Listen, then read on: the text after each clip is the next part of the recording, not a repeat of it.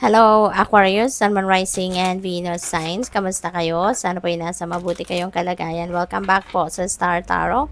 Kung bago kayo rito, welcome din kayo. Thank you sa inyong support. I truly appreciate it. God bless you all.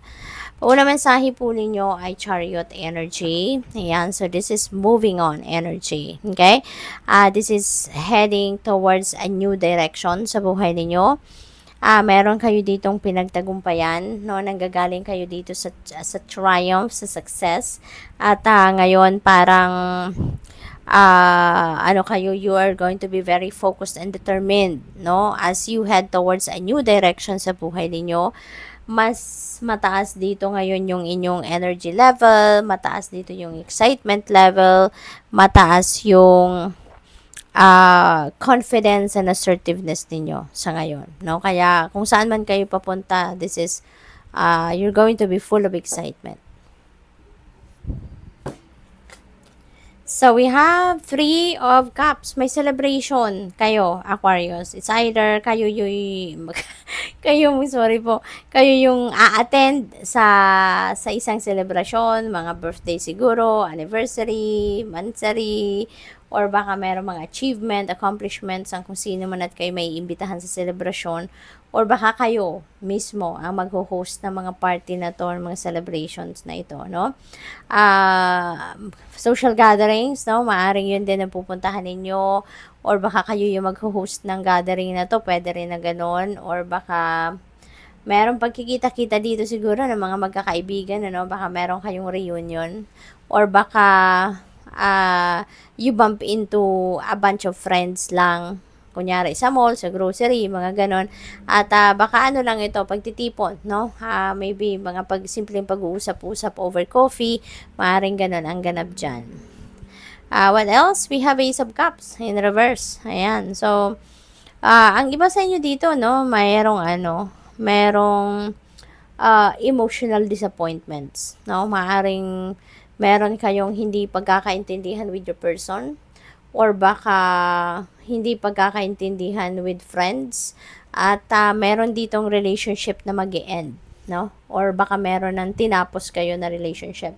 So, yung relationship na to, not limited to love and romantic relationship. This could also be friendship, or business partnership, no? Yung mga ganon, or kakolaborate niyo sa proyekto, maaring ganon. So, maaring meron ditong disappointment talaga doon sa tao, at maaring magre-resulta ito sa pagtatapos ng inyong relationship. What else? We have 8 of Pentacles. Ayan. So, pagdating sa trabaho, no? Ang galing ninyo, no? Pagdating sa trabaho, you are super focused. Pagdating sa trabaho, you're working to perfection. Siguro, yung trabaho ninyo, ito yung first love ninyo, no? Kasi you're putting your heart and soul into it. Talagang effort kung effort. At saka, kayo, parang 100% focused kayo sa kung ano man ang inyong ginagawa, no? So, maybe you really love what you are doing. You're enjoying every bit, no, ng ginagawa ninyo, yung trabaho ninyo, yung ganon. Pwede rin na ang iba sa inyo, focused kayo on mastering your craft, no? So, maaaring nag-aaral pa kayo, siguro nagte-training pa kayo, siguro pumapasok pa rin kayo sa school, or nag-aaral kayo online, no? Focusing on skills development. So, siguro may mga ganun pa kayong ginagawa, no? Because gusto niyo siguro na lagi kayong merong additional na or bago, no? Gusto niyo lagi kayo may bagong flavor na i-apply sa trabaho. We have Emperor. Ayan. So, siguro sa sipag at tiyaga ninyo, talaga ngayon, baka kayo ay mapopromote na, no? Sa leadership role. Baka gawin na kayong supervisor, manager, yung gano'n, no? So, aangat. Ang iba sa inyo, no, aangat ang posisyon ninyo sa trabaho. For others of you, baka meron din ditong mga magiging tatay na, no? Baka ang iba sa inyo is going to become a father, a brand new dad. Maaring ganun, so congrats to that. Things are also going to be back in order na, Aquarius. no? Magiging maayos na ang inyong sitwasyon. Things are going to be back in balance na sa inyo. May mas ma-organize na ninyong muli ngayon ang mga sitwasyon sa buhay ninyo. Magiging maayos na din ang lahat. So, napakaganda kasi you will be back in order na kumbaga.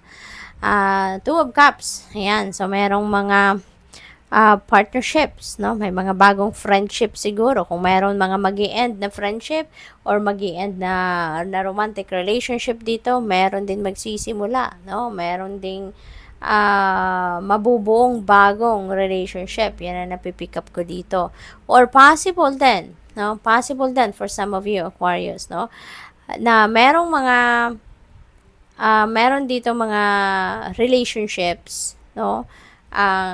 Na medyo may rough patch nga siguro na pinagdadaanan, no? Pero maaring sa ngayon baka magkausap din kayo at baka instead na ang piliin ninyo tapusin, tuldo ka na ang relationship, baka mas pipiliin ng iba sa inyo rito na bigyan ng bagong pagkakataon. No? Ang taong ito baka nag-explain naman, nag-apologize naman. So baka meron ditong magpapatawad. Meron ditong makikipag-ayos, no? Kung ang iba tatapusin na tutuldo ka na, ang iba din siguro sa inyo rito, iba naman ang approach. Baka mas pipiliin ninyong magpatawad at magsimulang muli. What else? We have the world energy. This is a time of success. Merong tagumpay na makakamit kayo. May mga accomplishments, achievements, and maraming celebration talaga, no? This is a time of celebration then. Aquarius, no? You're celebrating your successes naman sa pagkakataon na to. Maganda rito, no? In terms of career, trabaho, you will be feeling fulfilled, no? Siguro kung ano talaga yung sipag at tiyaga ninyo dyan, you're going to reap the rewards of your hard work na sa ngayon at magtatagumpay na kayo sa inyong mga ginagawa. And you will be rewarded, no? Travel din, baka magta-travel ng iba sa inyo rito, no? At sa success na makakamit ninyo sa ngayon, Aquarius, maaaring meron din kayong offers na dadating dito, no? And maaaring yung mga offers na yan, those are wonderful news kasi baka merong offer dito ng mga bagong trabaho or bagong proyekto na ibibigay sa inyo, kontrata na baka i-award sa inyo, no? So, mayroon din kayong mababalitaan na gano'n. So, good luck. Thank you for watching. Love and light. Namaste.